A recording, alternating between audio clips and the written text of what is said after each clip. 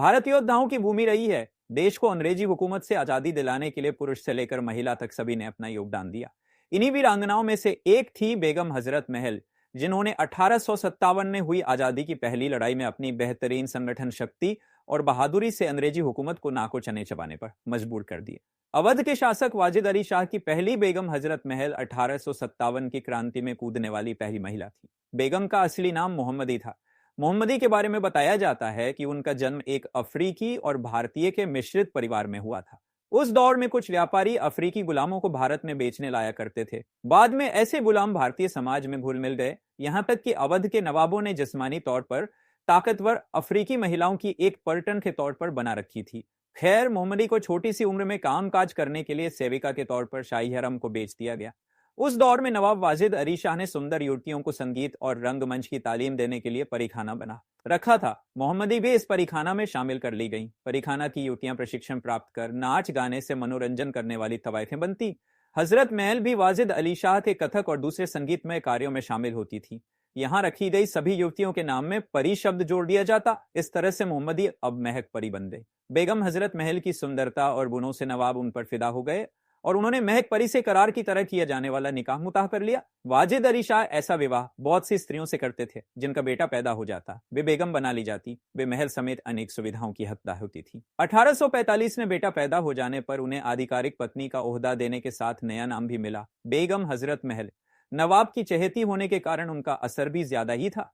5 साल बाद ही हो गया तलाक। हजरत महल की खुशियों के दिन लंबे नहीं रहे। मशहूर लेखक विक्रम संपत ने अपनी किताब शौर्य गाथाएं भारतीय इतिहास की नायक में लिखा है कि नवाब की मां उनसे खफा रहती थी।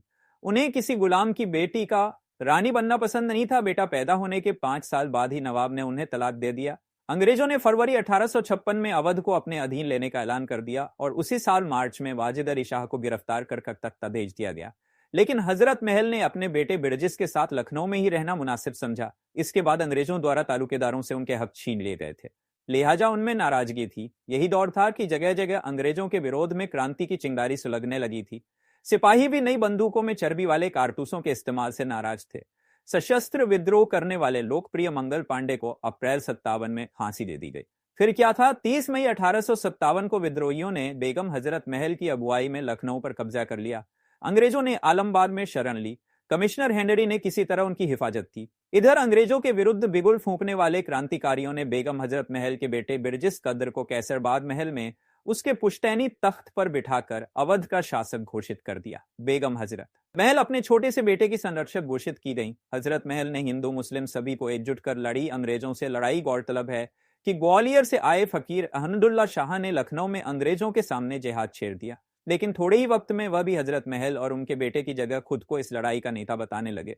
उनकी अपनी दलील थी, हुआ ये कि अंग्रेजों पर जीत के बाद सिपाहियों ने नगर में लूटपाट करना शुरू कर दिया। इसकी शिकायत शाह से की गई और कहा गया कि शाह उनके नेता हैं, लिहाजा उन्हें ही सिपाहियों को रोकना चाहिए। जब सिपाहियों से बातचीत हुई तो उन्होंने शाह को नेता मानने से ही इनकार कर दिया। जाने माने विद्वान सैयद जहीर ने इसका वर्णन करते हुए लिखा है, उनकी उम्मीदों के बिल्कुल खिलाफ सैन्य नेताओं ने राजकुमार बिरजिस कद्र में भरोसा जताया।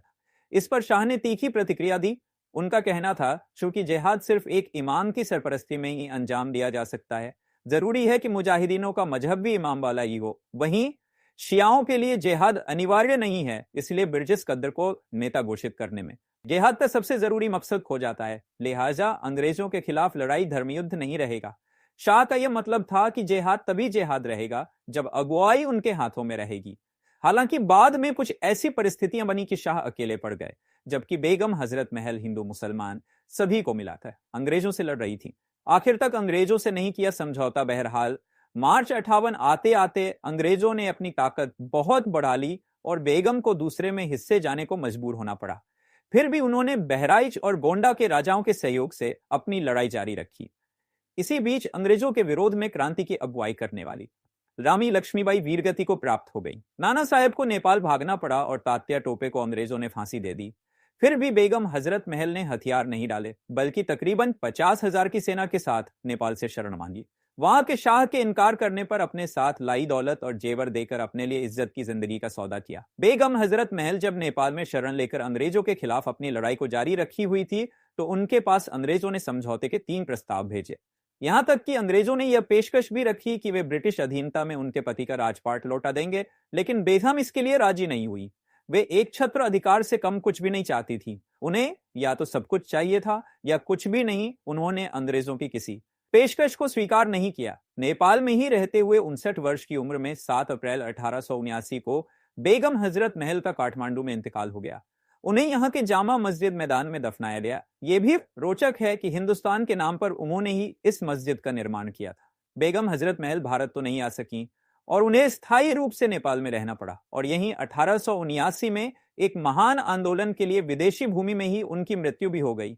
लेकिन भारत सरकार ने बाद में 10 मई 1984 को उनके सम्मान में एक डाक टिकट जारी किया,